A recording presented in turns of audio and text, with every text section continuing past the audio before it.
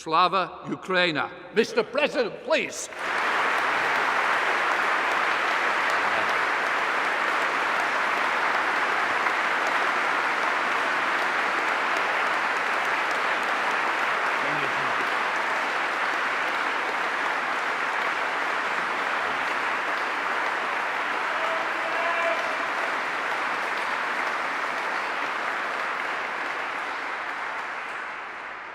Thank you so much.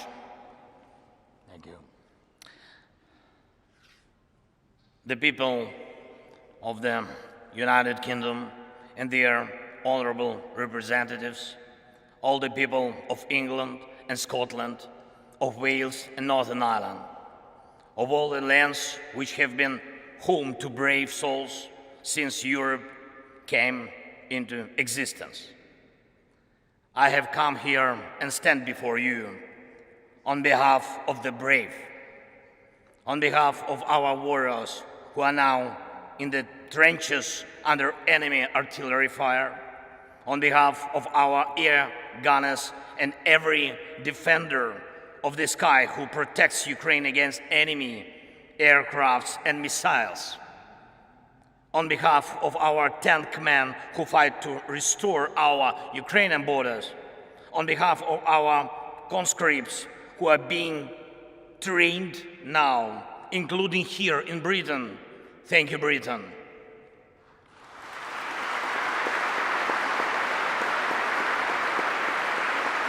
And who will be then deployed to the front line, skilled, equipped, and eager to win. On behalf of every father and every mother who are waiting for their brave sons and brave daughters back home from the war. Mr. Speaker, you may, I think, well remember as roughly more than 2 years ago, we met with you here in Parliament. Great honor was for me. And I remember we enjoyed tea. We talked, of course. We talked a lot about our people and about our countries, about the British and Ukrainian political traditions. Mr. Prime Minister Rishi, when we had our meeting earlier today, and I said to you that I will tell a story in my address to the Parliament, and a story about my feelings on my first visit to London as President in autumn 2020. The program was packed. Royal Highnesses William and Catherine, and Buckingham Palace, and aircraft carrier of the Royal Navy, the Westminster, of course, Downing Street, and of course, the war rooms. And there is an armchair in the war room, the famous Churchill's armchair, and a guide smiled and offered me to sit down on this armchair from which war orders had been given. And he asked me, how did I feel? And I said that I certainly felt something. But it is only now that I know what the feeling was. And all Ukrainians know it perfectly well too. It is the feeling of how bravery takes you through the most unimaginable hardships to finally reward you with victory.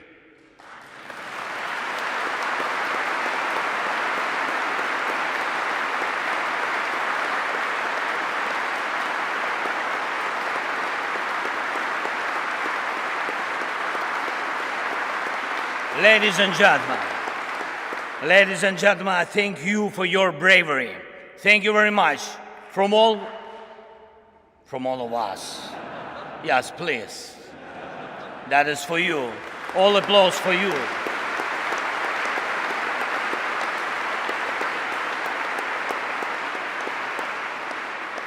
London has stood with Kyiv since day one.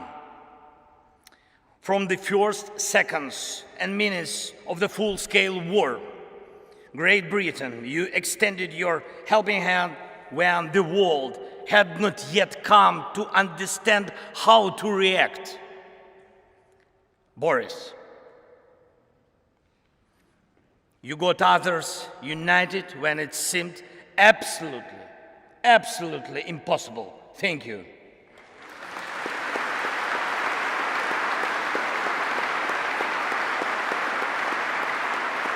You, all of you, you all showed your grit and character back then. Strong British character. You didn't compromise Ukraine. And hence, you didn't compromise your ideals. And thus, you didn't compromise the spirit of these great islands. Thank you very much.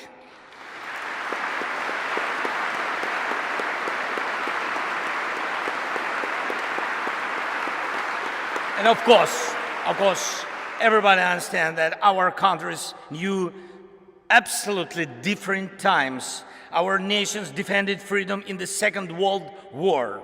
The Iron Curtain divided us. Our people went through crisis and growth, through inflation and periods of social losses and social gains. It was tough, but we always found strength and stamina to move ahead and achieve results. This is the bedrock of our land and your traditions. Ukrainians and Brits defeated the fear of war and had the time to enjoy peace. No matter what we encountered on different stages of our and your formidable history, and you and us and the whole mankind achieved similar result. Evil lost.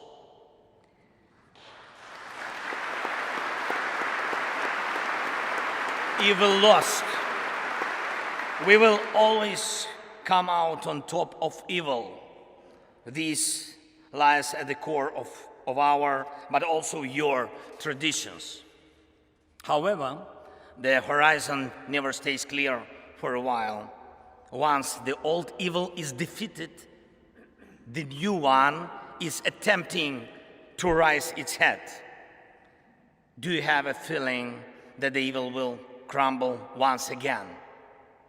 I can see in your eyes now we think the same way as you do.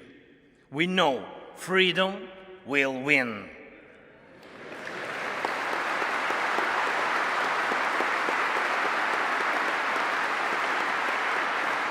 We know Russia will lose. And we really know the victory will change the world. And this will be a change that the world has long needed. The United Kingdom is marching with us towards the most important victory of our lifetime. It will be a victory over the very idea of the war. After we win together, any aggressor, it doesn't matter, big or small, will know what awaits him if he attacks international order.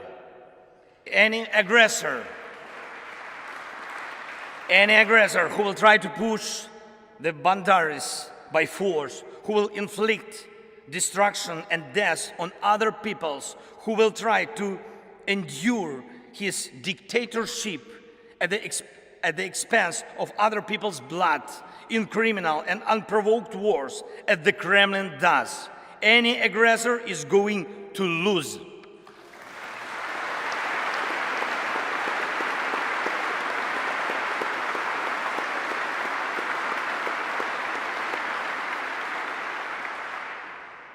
Ladies and gentlemen, we have already achieved remarkable results, and we must make every effort to turn our achievements into the foundations of the future global security architecture.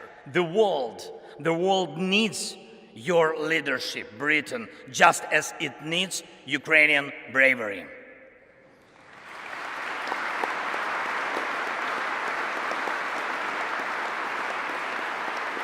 When the full-scale invasion began, we, together with you, Britain, and United States and other allies, formed a true coalition of friends. That is very important. You were among those very few who had helped before the large-scale invasion began, exactly as it will be necessary every time in the future to prevent aggression from happening. Your help was preventive. We must take these principles of preventive aid to those who are threatened with aggression and preventive sanctions against those who threaten aggression as basic principles of the world anti-war policy. We created a coalition of NLAW. Thank you. Of NLAW and Javelin that stopped the advance of the Russian army from the first day of the invasion.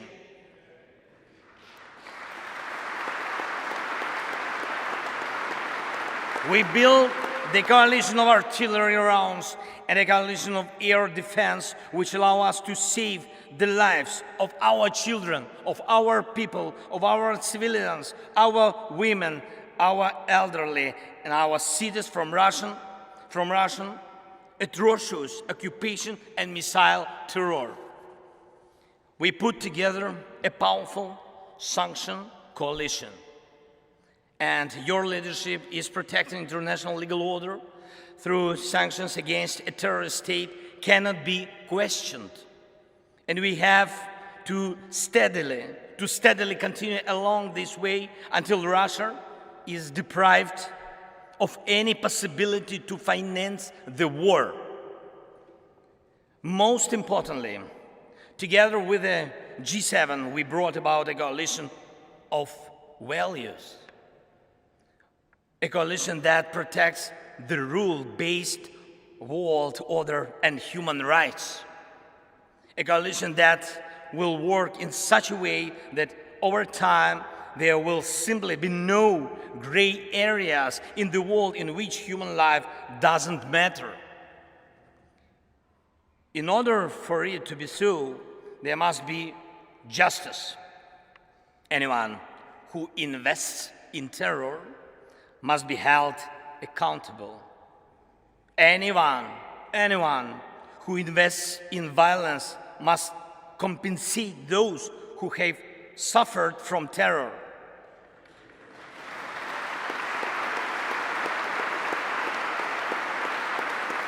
Terror, aggression, or other forms of state violence. Our proposals for the creation of a special tribunal for the crime of Russian aggression against Ukraine and special compensation mechanism which will compensate war losses at the expense of Russian assets are based on such principles.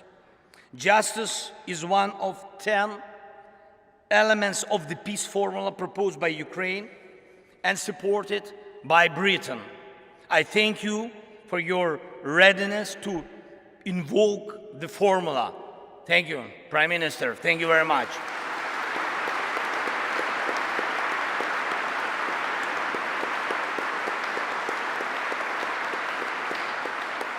As I already mentioned, Ukrainian soldiers are being trained in Britain, in particular to operate Challengers, your main battle tanks. And it's a tank coalition in action. And I thank you, Rishi. Thank you very much for this powerful defensive step for tank assistance. Thank you. The coalition of long-range missiles is the latest of all. It will allow us to make the evil completely retreat from our country by destroying its headways deep in the occupied territories. And it's not just, I'm not speaking just about weapons. We prove together that the world truly helps those who are brave in defending freedom, and thus paves the way for a new history. A history of the world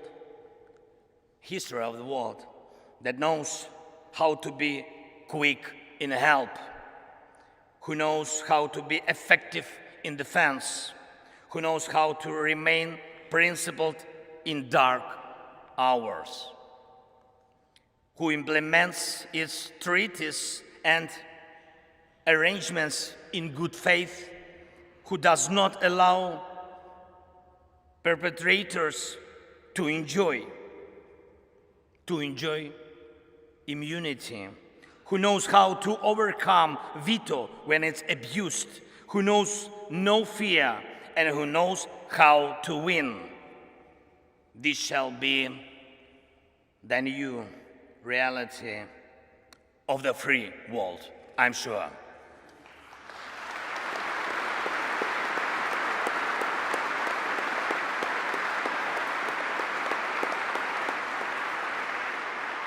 However, evil is still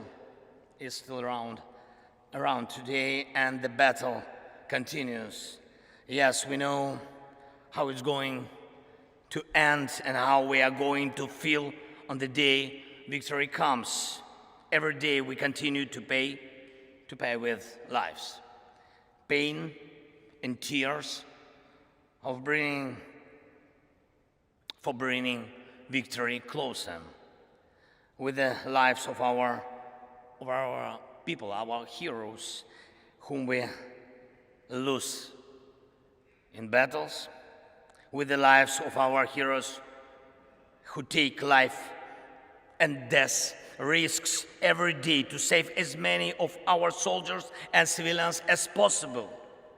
And today, I will have the honor to be received by His Majesty the King. It will be a truly special moment for me, for our country.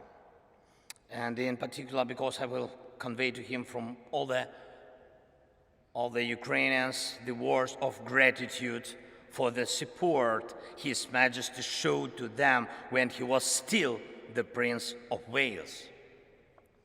And I also intend to tell him something that is, I think that is very, very, very important, not only for the future of Ukraine, but also for the future of Europe. In Britain, the king is an Air Force pilot. And in Ukraine today, every Air Force pilot is a king.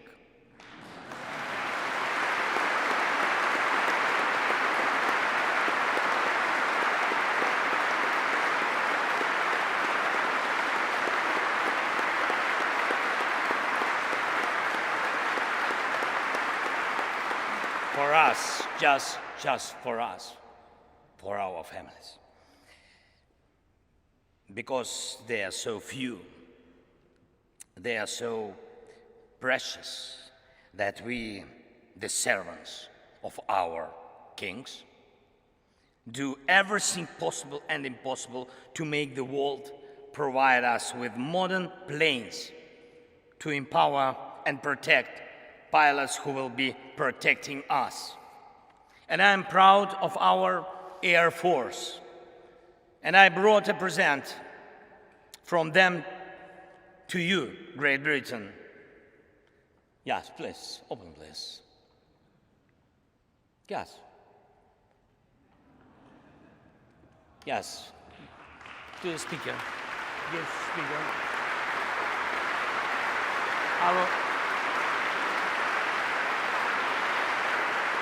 And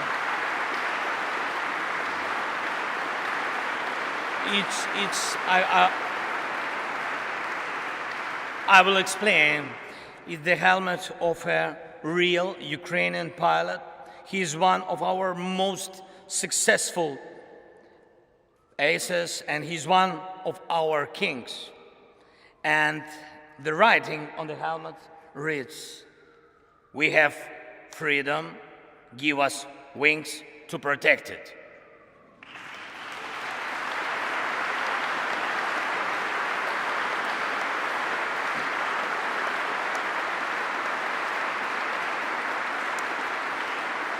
I trust this symbol will help us for our next coalition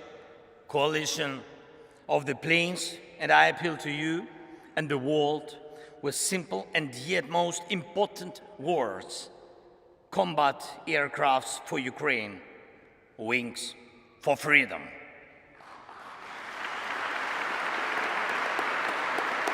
Great Britain,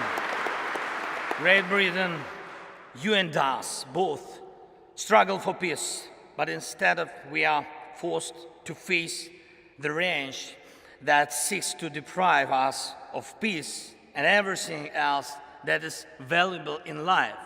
Unfortunately, it is in human nature to allow evil mature. It then stands up against humanity. It then destroys and kills.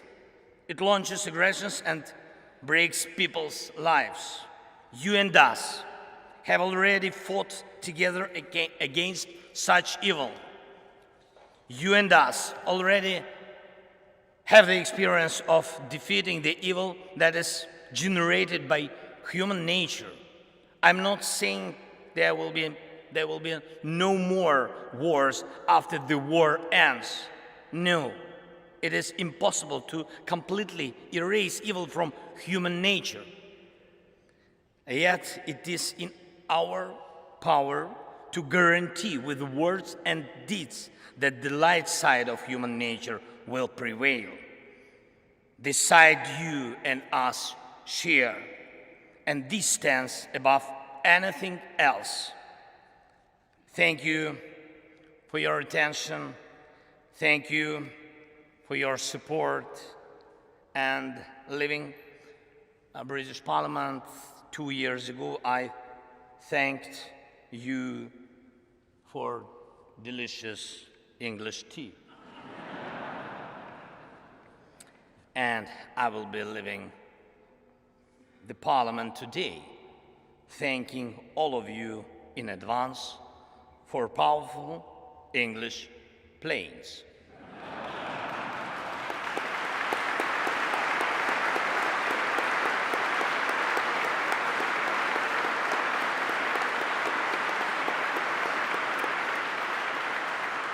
By the way, it's almost 5 o'clock. God bless Great Britain and long live the King. Слава Україні!